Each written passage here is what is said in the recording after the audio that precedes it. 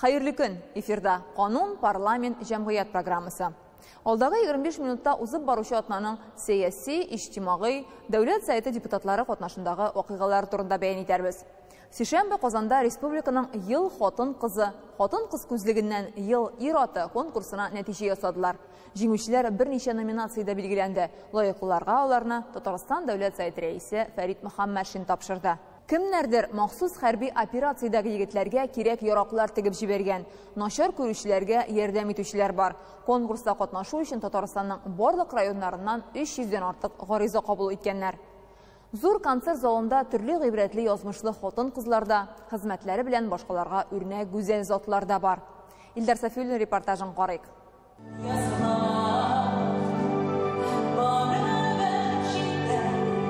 Yoz jituning töp bilgisi ol xotin qizlar bayrami yaqinlashu. 8 mart aldından Yıl Xotin qızı hem xotin qız күзлегеннән Yıl İratı deb ataluvchi konkursga yumg'oq yasau respublikada ko'rkam g'abat.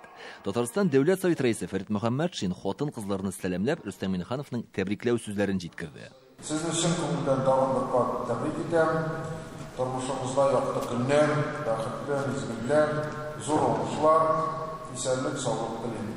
Bayramlaringiz qutlu olsun, selamat olunuz, rahmetli olunuz. Mine kiydik, şatlanıp, gururlanıp bizimizin xotin qizlarımızda. İng maturları siz, ing akıllıları siz, ing bolğanları siz, Tataristan xotin qizları. Gülşeşek Nigmatulina Әгірзеден bu tantanaga ertangi 3'te turib kelgan. Ул uzoq yıllar davomida rayonning bolalar ham yashusmirlar prioti yetakchisi. Xizmat tarbiyasine üstünlük beradilar. Bolalar bilan birgalab maxsus harbiy operatsiyadagi yigitlarga balaklavlar tigib jiberganlar. Bugun ul xotin qiz yil o'rnagi nominatsiyasi jenguvchisi ismine loyiq bo'ldi. Biz bolalarni 7 yaşdan 18 yaşga qadar bolalarni tigu hunarına öğretamiz.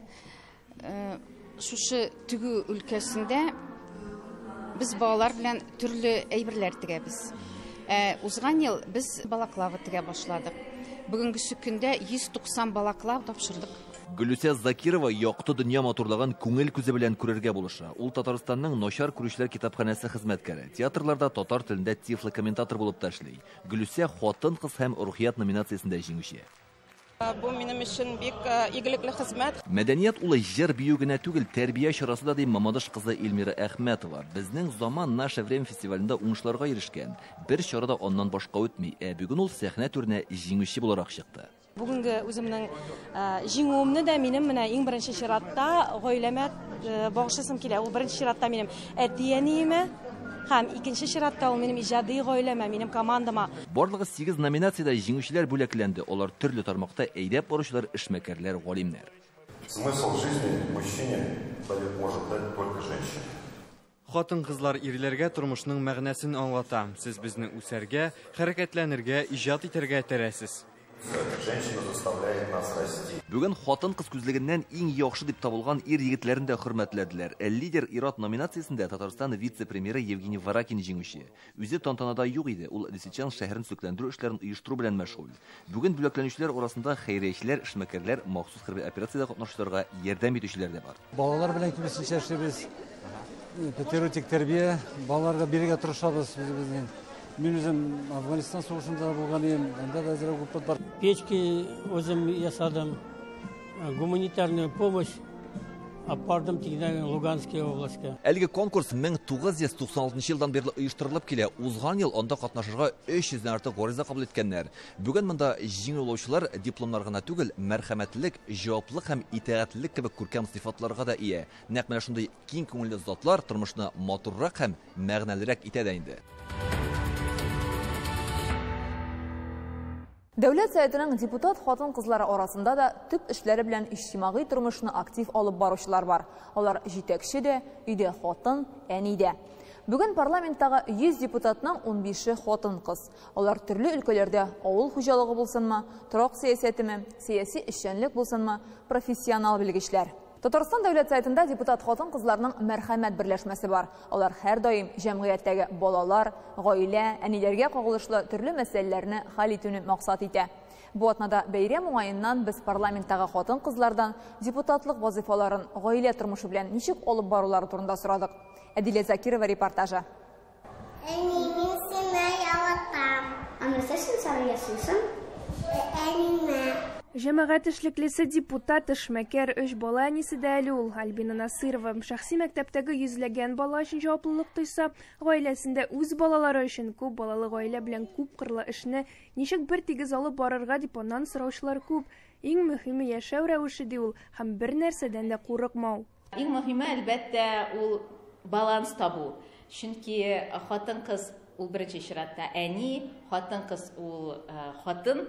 Гаиләдә матурлык өчен җаваплы, шушы мәрхәмәтлелек, җылылык өчен җаваплы. Шул ук вакытта хатын-кыз үз эшен тапкан хатын-кыз ул шулай ук яңа бер дәрт, яңа бер көч өсти хатын-кызга. Гаиләдә татулык һәм дуслык булсын өчен Альбина Насырова берничә традиция уйлап тапкан. 3 бала булгач, һәрбер бала үзенә игътибар көтеп тора. Шулай бит кыз бала белән аерым бер шөгыльләр, малайлар белән икенче төрдә. Шуңа күрә минем әни көне дигән шундый традиция бар. Ул әни көнендә мин бер бала белән көн уздырам. Һәм инде алар бик көтеп тора. Ул әни көнен бүген минем буламы, әнием минем белән буламы дип.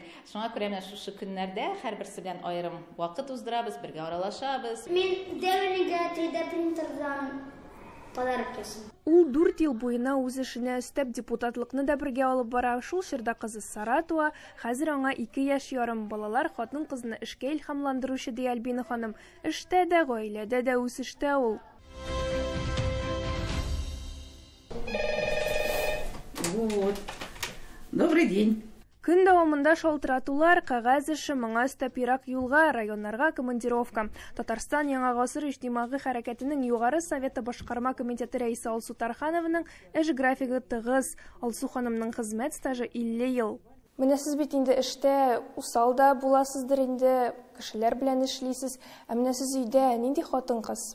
Өйдә дә менә шул режим дәвам итә. Тиз булырга тырышам, тиз эшләргә тырышам, чөнки өлгермәм дип куркам. Ләкин ял көннәрендә, отпуск көннәрендә йомшара башлыйм, үзем дә шуны сизәм, ирем дә шуны сизә инде. Менә хәзер инде чын үзең чын хатын-кыз була башладың дип әйтә дә. Сез ничек булдырасыз, сез өлгерәсезме өйдәге эшләрне эшләргә? Иртәрәк торасың инде, соңрак ятасың. Эшләй идем. Элек инде яшьрәк булганмын, шуңа күрә мөмкинлекләр дә сәламәтлек ягыннан мөмкинлекләр дә зур иде. Хәзер әйтәм бит, балалар үсеп җитте, алар инде аерым торалар, без ирем белән генә торабыз, бер-беребезгә булышабыз. Үй эшләрендә бергә эшлибез, пешерәбез дә бергә, җыештырабыз да бергә, пылисос аныкы инде. Ирем дә пешерергә ярата. Инде өйрәнде, 3 төрле солянка пешерә ул. Шундый тәмле була аның. Салатлар да ясый белә. Шуңа күрә көтеп утырмый ул өйдә. Син кайтарсың да, пешерәсең дә, шунда ашарбыз дип. Ирод депутатлар тарафыннан сезгә хатын-кызларга нинди дә булса ташламалар буламы? Син хатын-кыз аны эшләмә, үзем эшлим дигән вакытлар бер дә булмады. Бергә эшлибез. Алар күрәләр бит, депутатлык булган, депутатлыкка килгән хатын-кызлар, алар көчлеләр, һәммәсе дә. Андый йомшак булмаган хатын-кыз бармы ул депутат булып? Алсу ханым, менә сезгә бит инде бик кеше моңзарын сөйләргә килә, хатлар да язалардыр. Ә хатын-кызның күңеле шундый бит инде, ул үзе дә бөтен проблеманы менә мин ничек эшләр идем микән, аның урында булсам дип уйлый. Сез дә шундыймы? Күп проблемаларны үзем аңлыйм, чөнки минем беренче бүлемем буенча мин фельдшер, медик. Икенче бүлемем буенча мин музыкант. Шуңа күрә миңа мөрәҗәгать иткән кешеләрнең проблемаларын аңлап эш итәм мин, аңлап хәл итәргә тырышам. Кызганычка каршы күп кеше медицина проблемалары белән алар инде соң булган вакытта гына мөрәҗәгать итәләр. Шул вакытта инде бик борчылам, ярдәм итә алмам дип, ярдәм итә алмаган вакытлар да була. Сезнеңчә, хатын-кызның көче нәрсәдә? Хатын-кызның көче гаиләдә. Хатын-кызның гаиләсе булырга тиеш, балалары булырга тиеш, оныклары булырга тиеш, ире булырга тиеш. Хатын-кыз бит ул бөтен эшне дә булдыра. Менә ул алынса, бүтін ішіне ішлей ала ол. Ну да, если органы опеки скажут. Мәрхәмәт хатын-кыз депутатлар оештырган чираттагы чара бу. Эмин булмаган гаиләләр һәм ятимлек темасына кайнар линия эшли. Өстәл янында депутат хатын-кызлар һәм төрле өлкә белгечләре. Татарстан хатын-кызларының мөрәҗәгатьләрен тыңлыйлар, сорауларга җавап бирәләр. Мәрхәмәт хатын-кыз депутатларының рәисе Алсу Нәбиева мондый чаралар хатын-кызлар өчен файдалы ди. Хатын-кыз булдыра алмаган эш юктыр ул. Ләкин менә хатын-кызга гел ирләр тарафыннан шундый ярдәм кирәк әлбәттә. Энергияны күп җирдән туплый хатын-кызлар. Хатын-кыз энергияны теләсә каян алырга мөмкин. Менә үзенең хоббисыннан, үзен яраткан кеше белән элемтәдә торуда. Менә минем энергия туганнар белән элемтәдә тору. Җәен бакчада чәчәкләр утырта, гаиләсе туганнары белән авылда ял итәргә ярата. Тик бу сирәк була ди ул. Чөнки Алсу Нәбиева Россия кооперация университетының һәм Казан кооперация институтының ректоры да әле. Югары белем системасында кайнап яшим. Ничек кенә булмасын, иҗтимагый тормышны да дә бер тигез алып барырга тырышам ди. Баланс булырга тиеш. Хатын-кызның карьерасы да булырга тиеш, гаиләсе дә булырга тиеш. Чөнки менә ниндидер тормышта бит инде кемдер гаиләне генә сайлый да, профессиональ яктан үзен күрсәтә алмый да, аннары ничектер үзен кимсеткән итеп хис итә. Шуңа күрә хатын-кызның мөмкинлекләре бик күп. Ул төрле якта үзен күрсәтә ала. Шуңа күрә карьерада да, идә дә баланс булырга тиеш. Безнең репортажыбыз геройлары сәяси, иҗтимагый эшчәнлек белән кайнап яшәүчеләр. Эшләрендә дә үсештә, өйдә дә тәртип аларның. Шуның белән алар башкаларга үрнәк. Илһам бирүче, тормышка яшәү яме өстәүче гүзәл затларга бу атнада Мәйдан телеканалы бәйрәм бүләге ясады. Халыкара хатын-кызлар көне уңаеннан "Синең өчен" дип исемләнгән зур концерт тәкъдим итте. Сәхнәдән татар эстрадасының соллы составы Венера Ганиева, Фирүз Кахиров, Зәйнәп Фәрхетдинова, Рифат Зарипов, Эльмира Калимуллина һәм башка танылган артистлар чыгыш ясый. Бу концертка парламент рәисе Фәрит Мөхәммәтшин дә гаиләсе белән килгән иде. Ул татар җырларын яратып тыңлый, үзенең дә яратып башкара торган җырлары бар. Бу кичне парламент рәисе җырлаганны тамашачылар да ишетте. Мин сине шундый сагындым, беләсең микән шуны, айны болытлар капласа, табарсың микән юлыны. Минем чыгуым шул, инде килгәч, мин әйтәм, шул хәтле халык җыелган республика җитәкчелеге исеменнән үзебезнең яраткан, тырыш булган хатын-кызларыбызны киләчәк 8 март белән тәбрикләмәсәм, канәгать булып китмим бу очрашудан. Рәхмәт сезгә барыгызга да. Сау-сәламәт булыгыз.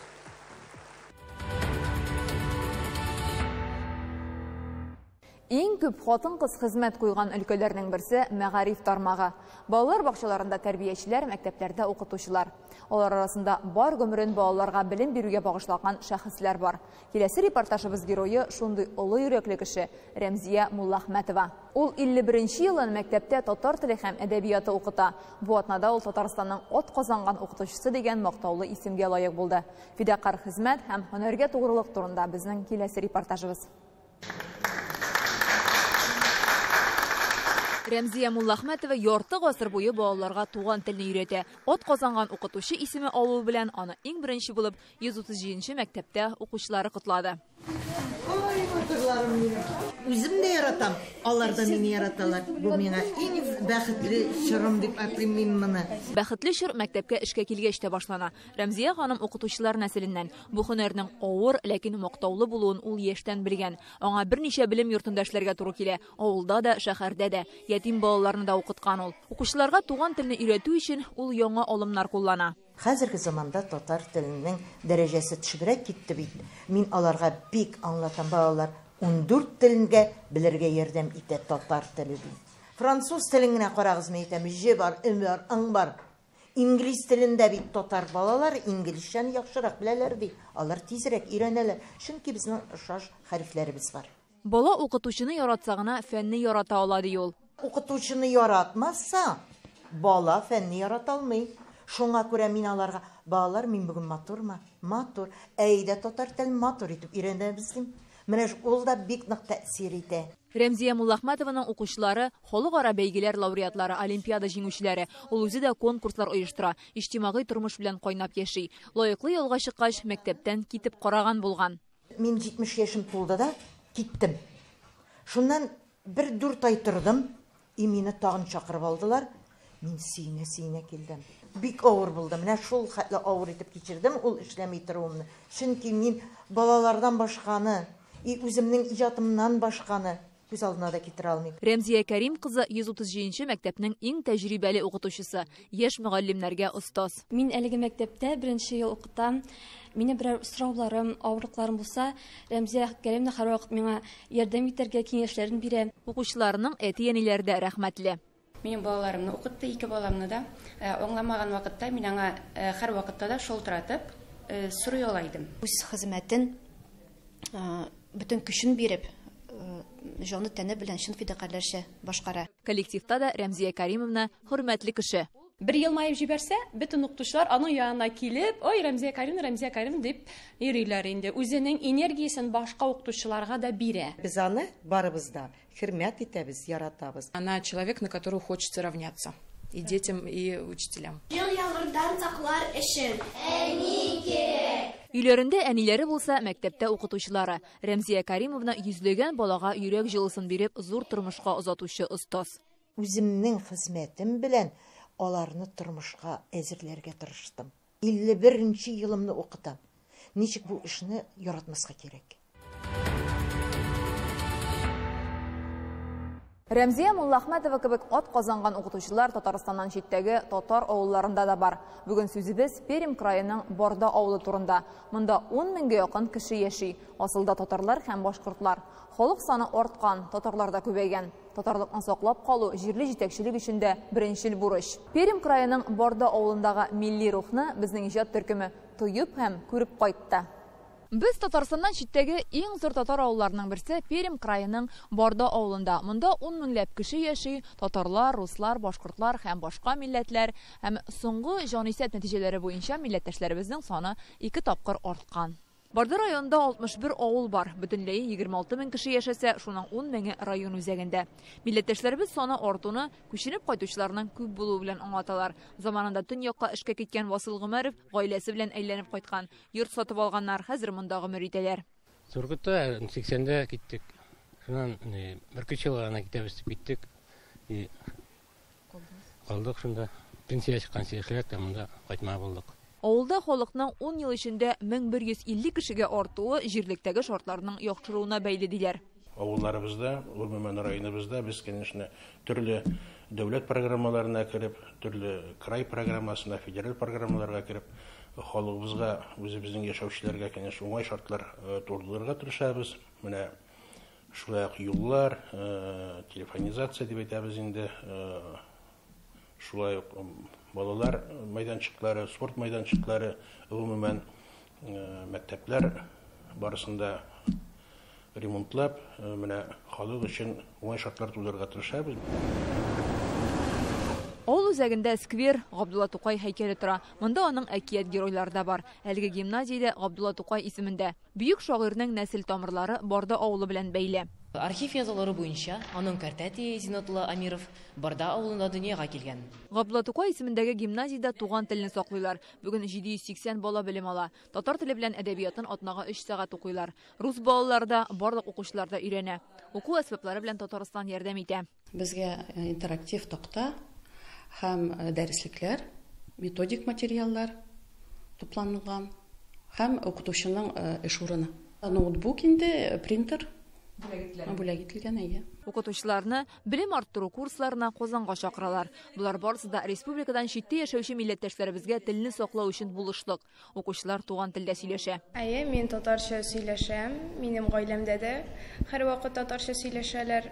Дусларым белән дә татарча сөйләшәм. Минки гаиләдә әни һәм әти татарча сөйләшә, мин дә шуңа татарча сөйләшәм. Бардада асылда татарлар яши. Монда бар җирдә татар мохите, шуңа да тел саклана. Шулай да 2-3 сәгать татар телен укып кына ана телен саклап булмый диләр. Мәктәптән тыш чараларда, гаиләдә сөйләшүдә ярдәм итә. Безнең гимназиябыз инде бу ел 30 еллык тарихы бар аның. Төрле чаклар булды, татар теле кирәкми ул дигән чаклар да булды. Хәзер шөкер без инде андый җаваплар, сораулар ишеткәндә юк. Китаплар турында сөйләгәндә инде безнең дәресләребез алар бар. Татарстан безгә бик нык ярдәм итә. ВГОС таләпләренә туры килгән дәресләрендә алабыз без хәзер. Бу гимназия 90-нчы елларда татар телендә милли белем бирү максатыннан ачылган. Аны булдыру өчен тырышып, янып йөрүче кешеләрнең берсе, ул чактагы директоры, хәзер Борда районында Ак Калфак татар хатын-кызлар оешмасы җитәкчесе Нурия Исмәгыйлова. Районыбызда югары белемле кешеләрнең аз булуы, менә шулар китереп чыгарды үзебезнең районда милли гимназиясы ачып, югары белем бирергә, аларны югары уку йортларына кирергә ярдәм итеп, һәм шулар укып бетеп, үзебезнең районга кайтып, безнең районны күтәрергә дип әйткән шундый максат буенча, шушы безнең 93-94 уку елларында гимназия барлыкка килде. Шушы 25 ел эчендә белгечләр тәрбияләүгә ирешәләр. Хәзер нинди генә өлкәдәге югары белемле һөнәр ияләрен карасак та җитә диләр. Гимназиядә укып чыгып, югары белем алган кешеләр киридән туган авылларына әйләнеп кайткан.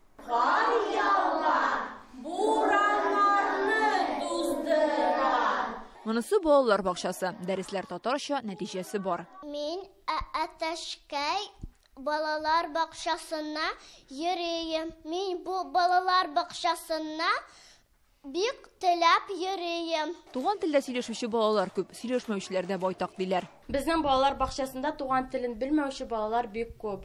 Бу катнаш гаиләләрдән генә түгел, татар гаиләләреннән дә бар. Чөнки алар гаиләдә үзара рус телендә аралашалар. Шуңа күрә безнең балалар бакчасының бурычы инде гаиләгә үз халкының телен һәм гореф-гадәтләрен сакларга ярдәм итү. Борынгы еллар гореф-гадәтләрне саклауда мәчетләрнең роле зур. Бардада алар бер генә түгел, менә монысы иске мәчет, 118 еллык тарихы бар. Өйлә намазы вакыты. Ураза бәйрәмнәре, Курбан бәйрәмнәре үткәрелә.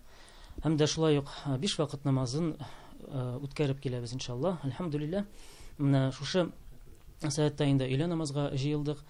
Һәм дә әлбәттә безнең Барда халкы үзләрен танып, без мөселманнар дип, соңгы елларда, 90-нчы еллардан соң менә шушы үзгәрешләр күренә башлады. Пермь краенда татарлар элек-электән яшәгәнлеге турында музей экспонатлары сөйли. Безнең Мензелин якларынан килгән һәм шулай ук Казан якларынан күчмә халык булган дип әйтәләр инде. Алар үзләренең оешма телләрендә, гайнә теле дип әйтәбез инде, дә сөйләшкәннәр дип әйтәләбез. Һәм безгә алар турында сөйлиләр инде безнең милли костюмнарыбыз. Без Пермь краенда үзебезне җирле халык итеп, төп халык итеп саныйбыз. Чөнки мин әгәр дә үземнең 7 буынга карасам, минем менә 7 буыным шушы Пермь җирендә дияргә кирәк. Шуңа күрә бер сүзсез әйтә аламын, тирән тарихка бераз карасак, безнең минем туган авылым 16-нчы гасыр башында булган. Казан ханлыгы чорында безнең авыл булган. Барда авылында татар-башкорт милли мәдәни автономиясе җитәкчесе Сәлим Назин үз нәселе мисалында бу җирләрдә татарларның борынгыдан яшәвен әйтә. Соңгы җан исәп Бардада халык саны алуның оешкан төстә үтүен күрсәткән. Шулай да барлык татарларда язылып биткән дип әйтә алмыйлар. Юк, ул хәтле әйтеп булмый. Чөнки кемдер хастаханәдә калуы бар, кемдер юлда калуы бар, кемдер башка җирдә командировкада. Чөнки читкә китеп эшләүчеләр күп, вахтовый метод белән. Шуңа күрә бу менә халыкның күпмеседер барыбер язылып бетмәде. Барда Пермь краендагы иң зур авыл, Россиядәге иң зур татар авылларының берсе. Төзек, биек йортлары мондагы тормышның үсештә булуын, халыкның тырышлыгын күрсәтә. Авыл яши, монда тел дә саклана. Туган тел ул милләтнең бүгенгесе һәм киләчәге. Безнең тапшыруыбыз ахырына якынлашты. Игътибарыгыз өчен зур рәхмәт. Нәкъ бер атнадан очрашканга кадәр мин Фәйрүзә Мәҗитова сезнең белән сау булашам. Кануннарны белегез, парламент тормышын күзәтегез. Сау-сәламәт булыгыз.